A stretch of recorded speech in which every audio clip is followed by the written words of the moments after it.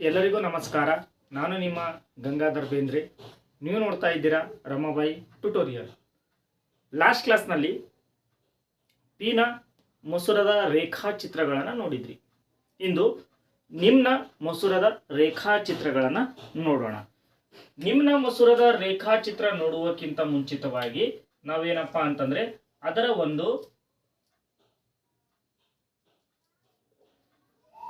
ನಿಯಮಗಳನ್ನ ತಿಳ್ಕೊಳ್ಳೋಣ. As it is, ಯಾವ ರೀತಿಯಾಗಿ ಪೀನ ಮಸೂರಗಳಲ್ಲಿ ರೇಖಾಚಿತ್ರಗಳಿದ್ದೇವೆ ಅದೇ ರೀತಿಯಾಗಿ ಏನಪ್ಪಾ ಅಂತಂದ್ರೆ ನಿಮ್ನ ಮಸೂರದಲ್ಲೂ ಸಹ ಅದೇ ರೀತಿಯಾಗಿರುತ್ತದೆ. ನಿಯಮಗಳು ಸಹ ಏನಪ್ಪಾ ಅಂದ್ರೆ ಅದೇ ರೀತಿಯಾಗಿರುತ್ತೆ. ಸ್ವಲ್ಪ ಏನಪ್ಪಾ ಅಂದ್ರೆ ಅಪೋಸಿಟ್ ಆಗಿರುತ್ತೆ. ಯಾವ ರೀತಿಯಾಗಂತ ಅನ್ನುವಂಥದ್ದು ನೋಡೋಣ. ಮೊದಲನೇದಾಗಿ ನಿಮ್ನ ಮಸೂರ ನಾ ಹೇಳಿದೆ ಲಾಸ್ಟ್ ಕ್ಲಾಸ್ನಲ್ಲಿ ಈಸಿಯಾಗಿ ತಿಳ್ಕೊಬೇಕಂತಂದ್ರೆ ಒಂದು ವಡ ಟೈಪ್ ನಲ್ಲಿ, ಅಂದ್ರೆ ಇಲ್ಲಿ ಏನಪ್ಪಾ ಅಂತಂದ್ರೆ ಆ ರೀತಿಯಾದಂತ ಒಂದು ಆಕಾರದಲ್ಲಿರ್ತದ ಅಂತ ಅನ್ನುವಂಥದ್ದು. ಇದು ನಿಮ್ನ ಮಸೂರ. ಈ ನಿಮ್ನ ಮಸೂರ ಯಾವ ರೀತಿಯಾದಂತಹ ನಿಯಮಗಳನ್ನ ಹೊಂದಿದೆ ಅಂತ ಅನ್ನುವಂಥದ್ದು. ಓಕೆನಾ?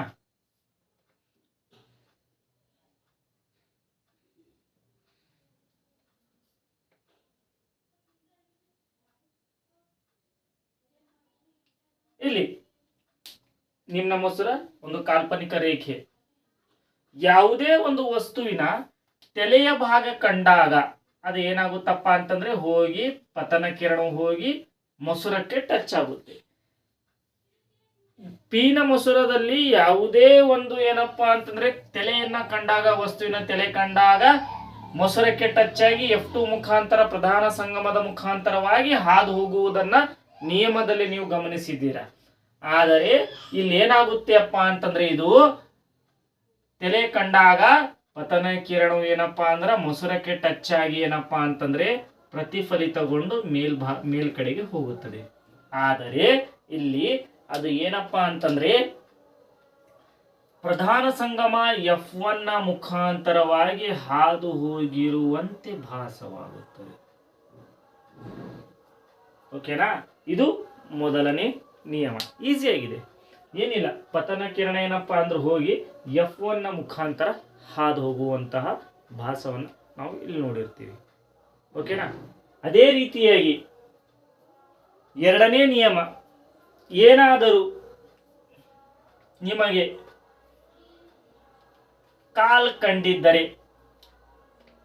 ಕಂಡಿದ್ರೆ ಪತನ ಕಿರಣವು ಹೋಗಿ ಮಸೂರಕ್ಕೆ ಟಚ್ ಆಗಿ ಯಾವ ಕಡೆ ಹೋಗುತ್ತದೆ? ಅದು ಮೇಲ್ಭಾಗದ ಕಡೆಗೆ ಹೋದರೆ ಇದು ಕೆಳಭಾಗದ ಕಡೆಗೆ ಹೋಗ್ತದೆ. ಓಕೆನಾ? ಕೆಳಭಾಗದ ಕಡೆ ಹೋಗ್ತದೆ. ಅದೇ ರೀತಿಯಾಗಿ ಇದರ ಒಂದು ಪ್ರತಿಫಲಿತ ಕಿರಣವು ಏನಪ್ಪಾ ಅಂತಂದ್ರೆ F1 ಮುಖಾಂತರವಾಗಿ ಹಾದು ಹೋಗಿರುವಂತೆ ಭಾಸವಾಗುತ್ತದೆ. ಓಕೆನಾ? ಇದು ತಲೆ ಕಂಡಾಗ, ಇದು ಕಾಲು ಕಂಡಾಗ ಪ್ರತಿಫಲಿತ ಕಿರಣ. ನೋಡಿ, ಈಸಿ ಆಗಿದೆ. ಮೊದಲನೇ ನಿಯಮ ಏನ್ ಹೇಳ್ತದಪ್ಪ ಅಂತಂದ್ರೆ ತಲೆ ಕಂಡರೆ ಏನಪ್ಪಾ ಅಂದ್ರ ಪತನ ಕಿರಣ ಪ್ರತಿಫಲಿತಗೊಳ್ತದ. ಆದ್ರೆ ಏನಪ್ಪಾ ಅಂದ್ರೆ F1 ಮುಖಾಂತರವಾಗಿ ಏನಪ್ಪಾ ಅಂದ್ರೆ ಹೋಗುವಂತೆ ಭಾಸವಾಗ್ತಾ ಇದೆ. ಅದೇ ಎರಡನೇ ನಿಯಮದಲ್ಲಿ ಏನಾಗುತ್ತೆ? ಪ್ರತಿಫಲಿತಗೊಂಡು ಮೇಲ್ಭಾಗದಲ್ಲಿ ಏನಪ್ಪಾ ಅಂತಂದ್ರೆ F1 ಮುಖಾಂತರ ಹಾದು ಹೋಗುವಂತೆ ಭಾಸವಾಗುತ್ತದೆ. ಅದೇ ಮೂರನೇ ನಿಯಮ, ಪೀನ ಮಸೂರವಿರಲಿ ನಿಮ್ನ ಮಸೂರವಿರಲಿ ಕಾಲ್ಪನಿಕ ರೇಖೆ ಮೇಲಿದ್ದಾಗ ಏನಾಗುತ್ತದೆ? ಅದು ದೃಕ್ಕೇಂದ್ರದ ಮುಖಾಂತರವಾಗಿ ಹಾದು ಹೋಗ್ತದ. ಸಿಂಪಲ್ ಆಗಿ ಇದು ಮೂರನೇ ನಿಯಮ, ಇದು ಒಂದನೇ ನಿಯಮ, ಇದು ಎರಡನೇ ನಿಯಮ. ಮೂರು ನಿಯಮಗಳು ಒಂದೇ ಚಿತ್ರದಲ್ಲಿದೆ, ಕನ್ಫ್ಯೂಸ್ ಮಾಡ್ಕೊಳ್ಬೇಡಿ. ಮೊದಲನೇ ನಿಯಮದಲ್ಲಿ ಮೇಲ್ಗಡೆ ಹೋಗುತ್ತೆ ಪ್ರತಿಫಲಿತಗೊಂಡು, ಆದರೆ ಭಾಸವಾಗಿ ಏನಪ್ಪಾ ಅಂದ್ರೆ F1 ಮುಖಾಂತರ ಹಾದು ಹೋಗುತ್ತದೆ. ಅದೇ ರೀತಿಯಾಗಿ ಎರಡನೇ ನಿಯಮ, ಕಾಲ್ ಕಂಡಾಗ ಪ್ರತಿಫಲಿತವು ಕೆಳಭಾಗದಲ್ಲಿ ಹೋದರೆ ಭಾಸವಾಗಿ ಏನಪ್ಪಾ ಅಂದ್ರೆ ನಾವು ನೋಡಬಹುದು, ಇಲ್ಲಿ ಭಾವಿಸಬಹುದು ಏನಪ್ಪಾ ಅಂತಂದ್ರೆ F1 ಮುಖಾಂತರವಾಗಿ ಹಾದು ಹೋಗುತ್ತದೆ ಮೇಲ್ಭಾಗದಲ್ಲಿ. ಅದೇ ಮೂರನೇ ನಿಯಮ, ಕಾಲ್ಪನಿಕ ರೇಖೆ ಮೇಲೆ ವಸ್ತು ಇದ್ದಾಗ ಅದು ದೃಕ್ಕೇಂದ್ರದ ಮುಖಾಂತರವಾಗಿ ಹಾದು ಹೋಗುತ್ತದೆ. ಇದು ಈ ಮೂರು ನಿಯಮಗಳು ಏನಪ್ಪಾ ಅಂತಂದ್ರೆ ನಿಮ್ನ ಮಸೂರದಲ್ಲಿ ಬರುವಂತದ್ದು. ತುಂಬಾ ಈಸಿಯಾಗಿದೆ. ಅದೇ ರೀತಿಯಾಗಿ ಈ ನಿಮ್ನ ಮಸೂರದ ಮೇಲೆ ಕಂಡು ಬರುವಂತಹ ರೇಖಾಚಿತ್ರಗಳನ್ನ ನಾವು ನೋಡೋಣ. ಮೊದಲನೇ ರೇಖಾಚಿತ್ರ ವಸ್ತುವಿನ ಸ್ಥಾನ ಅನಂತ ದೂರದಲ್ಲಿ. ಓಕೆನಾ, ವಸ್ತುವಿನ ಸ್ಥಾನ ಅನಂತ ದೂರ ಬರೆದು ಬಿಡ್ತೀನಿ ಸುಮ್ಮನೆ ಏಕೆ. ವಸ್ತುವಿನ ಸ್ಥಾನ, ಪ್ರತಿಬಿಂಬದ ಸ್ಥಾನ, ಅದೇ ರೀತಿಯಾಗಿ ಗಾತ್ರ, ಪ್ರತಿಬಿಂಬದ ಗಾತ್ರ ಮತ್ತು ಸ್ವಭಾವ. ಈಸಿ ಆಗಿದೆ ಮಕ್ಕಳೇ, ತುಂಬಾ ಈಸಿ ಆಗಿರೋದು. ತುಂಬಾ ತುಂಬಾ ತುಂಬಾ ಈಸಿ ಆಗಿರೋದು. ಮೊದಲನೇದು ಏನಪ್ಪಾ ಅಂತಂದ್ರೆ, ವಸ್ತುವಿನ ಸ್ಥಾನ ಅನಂತ ದೂರದಲ್ಲಿದ್ದಾಗ. ಅನಂತ ದೂರದಲ್ಲಿದ್ದಾಗ ಇವಾಗ ನಾನೇನಪ್ಪ ಮಾಡ್ತೀನಪ್ಪ ಅಂದ್ರೆ ನಿಮ್ನ ಮಸೂರದ ಒಂದು ಚಿತ್ರವನ್ನ ಹಾಕ್ಬಿಡ್ತೀನಿ. ಅದರ ಆಗಿದ್ಮೇಲೆ ನಾವೇನಪ್ಪ ಅಂತಂದ್ರೆ ನಾವು ಪ್ರತಿಯೊಂದು ನಿಯಮವನ್ನ ಅನ್ವಯಿಸ್ಕೋತಾ ಕೆಲಸವನ್ನ ಮಾಡೋಣ.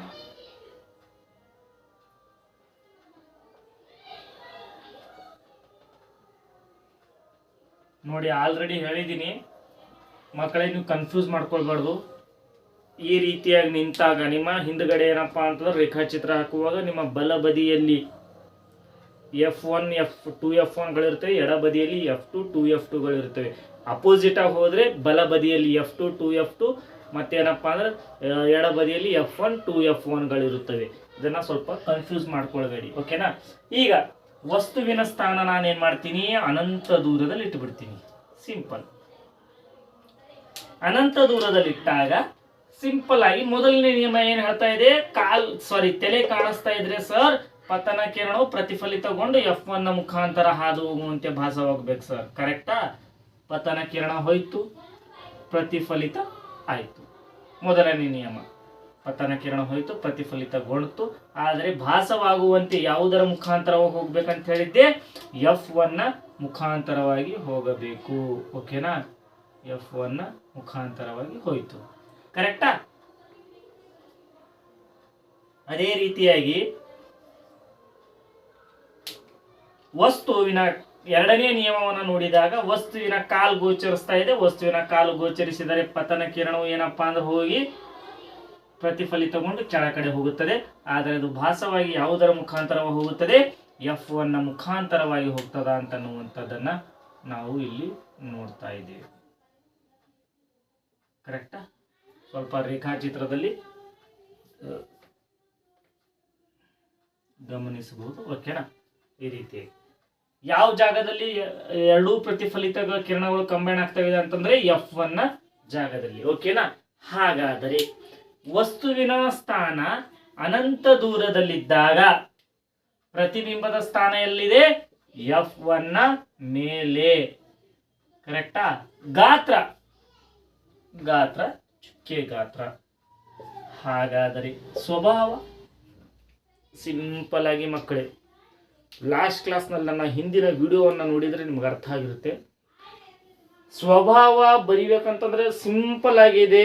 ಯಾವುದೇ ಒಂದು ಮೊಸರ ಕೊಡ್ಲಿ, ಆ ಮೊಸರದ ಎದುರುಗಡೆ ಏನಪ್ಪಾ ಅಂತಂದ್ರೆ ರೇಖಾಚಿತ್ರಗಳು ಬಿದ್ದಿದ್ರೆ ಅದಕ್ಕೆ ಏನಂತ ಕರೀತೀರಾ, ಸತ್ಯ ಮತ್ತು ತಲೆ ಕೆಳಗಾಗಿನಿ ಅಂತಂದು ಬರಿಬೇಕು. ಅದೇ ರೀತಿಯಾಗಿ ಅದು ಏನಾದರೂ ಮೊಸರಿನ ಹಿಂಭಾಗದಲ್ಲಿ ಬಿದ್ದಿದ್ರೆ ಅವಕ್ಕೆ ಏನಂತ ಕರಿತೀರಿ, ಮಿಥ್ಯ ಮತ್ತು ನೇರವಾಗಿ ಅಂತನ್ನುವಂಥದ್ದನ್ನ ಕರಿತೀರಿ. ಕರೆಕ್ಟಾ? ಸಿಂಪಲ್ ಆಗಿ ಈ ಮೊಸರ ಇದೆನಾ, ಇದು ಪೀನ ಮೊಸರ ಇರಲಿ ನಿಮ್ನ ಮೊಸರ ಇರಲಿ, ಇದ್ರ ಎದುರುಗಡೆ ಬಿದ್ದಾಗ ಏನಂತ ಕರಿತೀರಾ, ಮಿಥ್ಯ ಸತ್ಯ ಮತ್ತು ತಲೆ ಕೆಳಗಾಗಿ. ಅದೇ ಹಿಂಭಾಗದ ಕಡೆಗೆ ಬಿದ್ದಾಗ ಸ್ವಭಾವ ಏನಾಗಿರುತ್ತೆ, ಅವುಗಳು ಮಿಥ್ಯ ಮತ್ತು ನೇರವಾಗಿ ಇರ್ತದ. ಸಿಂಪಲ್ ಆಗಿ ಏನಪ್ಪಾ ಅಂತಂದ್ರೆ ಇಲ್ಲಿ ಒಂದು ನಿಮ್ನ ಮೊಸರದ ಮೊದಲನೇ ರೇಖಾಚಿತ್ರವನ್ನು ನೋಡಿದ್ರಿ. ಇದು ಅರ್ಥ ಆಗಿದ್ರೆ ಎಲ್ಲರೂ ಲೈಕ್ ಮಾಡಿ ಮತ್ತೆ ಶೇರ್ ಮಾಡಿ ನಿಮ್ಮ ಫ್ರೆಂಡ್ಸ್ಗಳಿಗೆಲ್ಲವೂ. ಓಕೆನಾ? ಇನ್ನು ಎರಡನೇ ನಿಯಮದ ಕಡೆಗೆ ಹೋಗೋಣ. ಎರಡನೇ ನಿಯಮ ಏನ್ ಹೇಳ್ತಾನಪ್ಪ ಅಂತಂದ್ರೆ, ಒಂದು 2F1 ಮತ್ತೆ ದೃಕ್ ಕೇಂದ್ರದ ನಡುವೆ ಅಂತಂದು ಹೇಳ್ಬಿಡ್ತಾನೆ. ಇದನ್ನ ಕೆಡಿಸ್ತೀನಿ. ಓಕೆನಾ? ಅಳಿಸ್ತೀನಿ. ಇಟ್ ಮೀನ್ಸ್ ನೋಡಿ, 2F1 ಮತ್ತು ದೃಕ್ ಕೇಂದ್ರದ ನಡುವೆ ಅಂದ್ರೆ ನಾವು ಎಲ್ಲಿ ಬೇಕಾದ್ರೂ ತಗೊಳ್ಬಹುದು. ಯಾವ ರೀತಿಯಾಗಂತಂದು ಅನ್ನುವಂಥ ಚಿತ್ರದ ಮುಖಾಂತರವಾಗಿ ನೋಡೋಣ. ರೇಖಾಚಿತ್ರ ಹಾಕೋದು ತುಂಬ ಇಂಪಾರ್ಟೆಂಟು. ಸುಮಾರು 3ರಿಂದ 4 ಮಾರ್ಕ್ಸ್ ತನಕ ಕೇಳ್ತಾನೆ. ನಿಮ್ಮ ಬೈ ಚಾನ್ಸ್ ರೇಖಾಚಿತ್ರ ಚೆನ್ನಾಗಿ ಬರ್ತಾ ಇತ್ತು, ಎಲ್ಲವೂ ಇದನ್ನು ವಿಶ್ಲೇಷಣೆ ಮಾಡೋಕೆ ನಿಮಗೆ ಬರ್ತಾ ಇತ್ತು ಅಂತ ತಿಳ್ಕೊಡ್ರಿ. ನಿಮ್ಮ ಲಕ್ ಇದ್ದಿದ್ರೆ 5 ಮಾರ್ಕ್ಸನ್ನು ಸಹ ಈ ಪ್ರಶ್ನೆನ ಕೇಳುವಂಥ ಸಾಧ್ಯತೆ ಇದೆ. ಓಕೆನಾ? ಈ ಮಾರ್ಕ್ಸನ್ನು ಬಿಟ್ಟುಕೊಡ್ಬೇಡ್ರಿ. ಇದು ದೃಕ್ಕೇಂದ್ರ, ಇದು F1, ಇದು 2F1. ಓಕೆನಾ? ಇಲ್ಲಿ F2, ಇದು 2F2. ಓಕೆನಾ? ಈಗ ನೋಡಿ ಮಕ್ಕಳೇ, ಅವನು ಏನು ಹೇಳ್ತಾ ಇದ್ದಾನಪ್ಪ ಅಂತಂದ್ರೆ 2F1 ಮತ್ತು ದೃಕ್ಕೇಂದ್ರದ ನಡುವೆ, ಅಂದ್ರೆ 2F1 ಹಿಡ್ಕೊಂಡು ದೃಕ್ಕೇಂದ್ರ O ನಡುವೆ ನಾವೆಲ್ಲ ಬೇಕಾದ್ರೂ ವಸ್ತುವನ್ನ ಇಟ್ಟು ರೇಖಾಚಿತ್ರವನ್ನ ತಿಳಿಸಿ ಅದರ ಪ್ರತಿಬಿಂಬದ ಸ್ಥಾನ, ಗಾತ್ರ, ಸ್ವಭಾವವನ್ನ ಕಂಡು ಹಿಡ್ಕೋಬೇಕು ಅಂತಂದು ಹೇಳಿದ್ದಾನೆ. ನಾನೇನ್ ಮಾಡ್ತೀನಪ್ಪ ಅಂತಂದ್ರೆ ನೇರವಾಗಿ ನನಗೆ 2F1 ಮತ್ತೆ O ದೃಕ್ಕೇಂದ್ರದ ನಡುವೆ ಅಂತಂದ್ರೆ ನಾನು ಈ ಜಾಗದಲ್ಲಿ ಏನು ಮಾಡ್ತೀನಿ, ವಸ್ತುವನ್ನ ಇಟ್ಬಿಡ್ತೀನಿ. ಓಕೆನಾ? ನೀವೆಲ್ಲ ಬೇಕಾದ್ರೂ ಇಟ್ಟು ನೀವು ಇದು ಮಾಡ್ಕೊಳ್ಬಹುದು. ನಾನು ಅಂದಾಜವಾಗಿ ಇಲ್ಲಿ ಇಟ್ಕೊಂಡಿದ್ದೀನಿ. ಓಕೆನಾ? ಅದೇ ರೀತಿಯಾಗಿ ತಲೆ ಕಾಣಿಸ್ತಾ ಇದೆ, ಮೊದಲೇ ನಿನ್ನೆ ಹೇಳಿರುವ ಹಾಗೆ ಪತನ ಕಿರಣ ಹೋಗಿ ಟಚ್ ಆಗಿ ಪ್ರತಿಫಲಿತಗೊಳ್ಳುತ್ತದೆ. ಏನಪ್ಪಾ ಅಂದ್ರೆ ಭಾಸವಾಗಿ ಎಲ್ಲಿ ಬರ್ತಾ ಇದೆ ಅಂತ ತೋರಿಸ್ತಾ ಇದೆ, F1 ನ ಮುಖಾಂತರವಾಗಿ ಬರ್ತಾ ಇದೆ ಅಂತನ್ನುವಂಥದ್ದನ್ನ ಇಲ್ಲಿ ತೋರಿಸುತ್ತೆ. ಅದೇ ರೀತಿಯಾಗಿ ಏನಾಗುತ್ತೆ, ಇಲ್ಲಿ ಎರಡನೇ ನಿಯಮ ಅನ್ವಯ ಆಗ್ತಾ ಇಲ್ಲ. ಯಾಕಂತಂದ್ರೆ ಇಲ್ಲಿ ಕಾಲ್ ಏನಾಗ್ತಾ ಇದೆ, ಕಾಲ್ಪನಿಕ ರೇಖೆ ಮೇಲೆ ಇರುವಗೋಸ್ಕರವಾಗಿ 3ನೇ ನಿಯಮ ಅನ್ವಯ ಆಗ್ತಾ ಇದೆ. ಸೀದಾ ನೇರವಾಗಿ ದೃಕ್ಕೇಂದ್ರದ ಮುಖಾಂತರವಾಗಿ ಹಾದು ಹೋಗ್ತಾ ಇದೆ ಅಂತನ್ನುವಂಥದ್ದು. ಕರೆಕ್ಟಾ? ಪ್ರತಿಫಲಿತಗೊಳ್ಳಿತು. ಇದು ಪತನ ಕಿರಣ, ಪ್ರತಿಫಲಿತ ಕಿರಣ, ಪತನ ಕಿರಣ, ಪ್ರತಿಫಲಿತ ಕಿರಣ. ಓಕೆನಾ? ಇಲ್ಲಿ ಪ್ರತಿಫಲಿತ ಕಿರಣಗಳು ಈ ಜಾಗದಲ್ಲಿ ಏನಪ್ಪಾ ಅಂತಂದ್ರೆ ಸಂಧಿಸ್ತಾ ಇವೆ. ಈ ಜಾಗದಲ್ಲಿ, ಕರೆಕ್ಟಾ? ಈ ಜಾಗದಲ್ಲಿ ಸಂಧಿಸ್ತಾ ಇವೆ. ನೋಡಿ ಮಕ್ಕಳೇ, ಎಷ್ಟು ಈಸಿಯಾಗಿದೆ.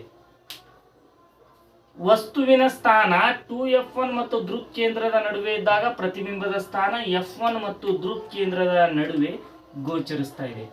F1 ಮತ್ತೆ ದೃಕ್ಕೇಂದ್ರದ ನಡುವೆ, ಕರೆಕ್ಟಾ? F1 ಮತ್ತೆ ದೃಕ್ಕೇಂದ್ರದ ನಡುವೆ ಏನಪ್ಪಾ ಅಂತಂದ್ರೆ ಪ್ರತಿಬಿಂಬದ ಸ್ಥಾನ ಗೋಚರಿಸ್ತಾ ಇದ್ದಿದ್ರೆ ಗಾತ್ರ ವಸ್ತುವಿನಗಿಂತಲೂ ಚಿಕ್ಕದವು. ಕರೆಕ್ಟಾ? ಚಿಕ್ಕದು, ವಸ್ತುವಿನಗಿಂತಲೂ ಚಿಕ್ಕದಾಗಿ ಕಾಣಿಸ್ತಾ ಇದೆ. ಇನ್ನ ಸ್ವಭಾವ ನಾ ಹೇಳಿರುವ ಹಾಗೆ ಹಿಂಭಾಗದಲ್ಲಿದೆ, ಮುಂಭಾಗದಲ್ಲಿ ಪ್ರತಿಬಿಂಬದ ಸ್ಥಾನ ಇಲ್ಲ. ಹಿಂಭಾಗದಲ್ಲಿದೆ ಅಂತಂದ್ರೆ ಸ್ವಭಾವ ಮಿಥ್ಯ ಮತ್ತು ನೇರ. ಓಕೆನಾ? ಇಷ್ಟೇನಪ್ಪಾ ಅಂತಂದ್ರೆ ನಿಮಗೆ ಮೊಸರಗಳ ರೇಖಾಚಿತ್ರಗಳೆಲ್ಲವೂ ಆಯಿತು. ಮತ್ತೆ ನಾಳೆಯ ಕ್ಲಾಸ್ನಲ್ಲಿ ವಕ್ರೀಭವನದ ನಿಯಮಗಳು ಮತ್ತೆ ಅವುಗಳಿಗೆ ಅನುಗುಣವಾದಂತಹ ಫಾರ್ಮುಲಾಗಳು ಮತ್ತೆ ಪ್ರತಿಫಲನಕ್ಕೆ ಅನುಗುಣವಾದಂತಹ ಫಾರ್ಮುಲಾಗಳನ್ನಷ್ಟು ನೋಡಿ, ತದನಂತರ ಅದರಾಗಿ ಮೇಲೆ ನೆಕ್ಸ್ಟ್ ಕ್ಲಾಸ್ನಲ್ಲಿ ನಾವು ಲೆಕ್ಕಗಳನ್ನು ಸಹ ನೋಡೋಣ. ಓಕೆನಾ? ಆದಷ್ಟು ನನ್ನ ವಿಡಿಯೋವನ್ನು ವ್ಯೂ ಮಾಡಿ, ನೋಡಿ, ಲೈಕ್ ಮಾಡಿ, ಶೇರ್ ಮಾಡಿ, ಸಬ್ಸ್ಕ್ರೈಬ್ ಮಾಡಿ. ಓಕೆನಾ? ಧನ್ಯವಾದಗಳು.